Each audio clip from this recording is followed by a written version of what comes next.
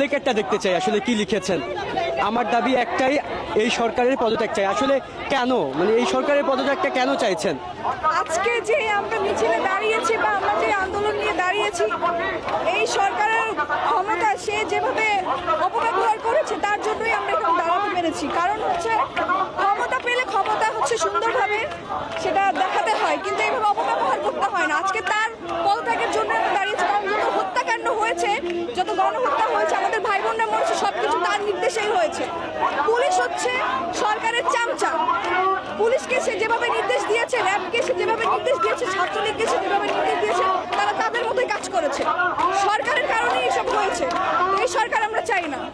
আমি যদি ভয় পেতাম তাহলে এখানে এসে দাঁড়াতাম না। আমি জানি না আমার কি হবে, কারণ আমরা তো এখনো স্বাধীন না। আসলে যদি আমাদের এই সরকার পদত্যাগ করে তাহলেই আমরা আসলে স্বাধীন নাগরিক হতে পারবো। আমরা এখনো এই দেশে স্বাধীন না। স্বাধীনতা শুধু 1971 সালে